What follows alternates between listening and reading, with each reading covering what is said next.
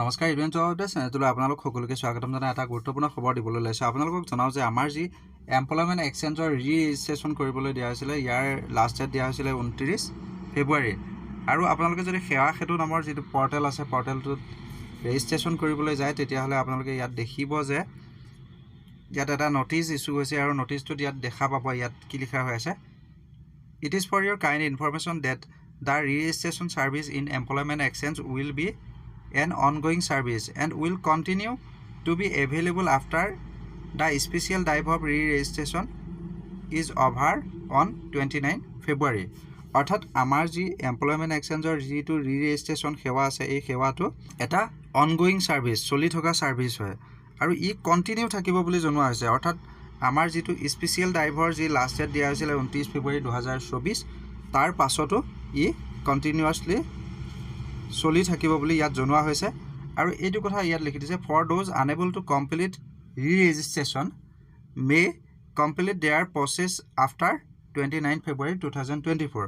অৰ্থাৎ যিসকল প্ৰাৰ্থীয়ে বা যিসকলে ৰি-ৰেজিষ্ট্ৰেশ্যন সম্পূৰ্ণ কৰিবলৈ পৰা নাই, তেখেতসকলে 29 ফেব্ৰুৱাৰীৰ পাছতো সেই প্ৰক্ৰিয়া, অৰ্থাৎ আমাৰ যি ৰি-ৰেজিষ্ট্ৰেশ্যন প্ৰক্ৰিয়া আছে, প্ৰক্ৰিয়া সম্পূৰ্ণ কৰিব পাৰিব বুলি জনোৱা হৈছে।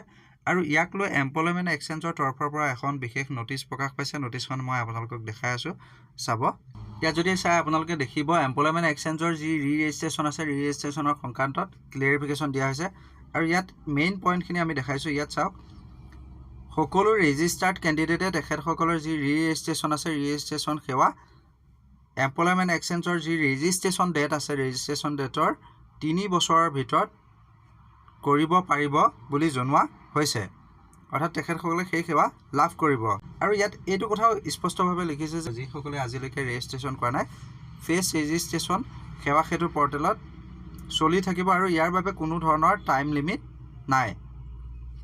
অৰ্থাৎ আপুনি যদি আজিলৈকে ৰেজিষ্ট্ৰেশ্যন কৰা নাই এমপ্লয়মেণ্ট এক্সচেঞ্জত, তেতিয়াহ'লে আপুনি ফেচ ৰেজিষ্ট্ৰেশ্যন কৰিব পাৰিব, ইয়াৰ বাবে কোনো ধৰণৰ টাইম লিমিট নাই। আৰু আচলতে এই কথাটো লিখিছে, আমাৰ অসম চৰকাৰৰ যিটো স্পেচিয়েল টাইপ অফ ৰি-ৰেজিষ্ট্ৰেশ্যন আছিলে, তাৰ মেইন পাৰ্পজটো আছিলে কি আছিলে, educational qualification, current employment status বা যি ৱৰ্ক এক্সপিৰিয়েঞ্চ আছে, এক্সপিৰিয়েঞ্চসমূহ যাতে ৰি-ৰেজিষ্ট্ৰেশ্যন সেৱাৰ জৰিয়তে প্ৰাৰ্থীসকলে তেখেতসকলৰ যি প্ৰফাইল আছে, প্ৰফাইল আপডেট কৰিব পাৰে, সেই উদ্দেশ্যতে ৰখা হৈছিলে।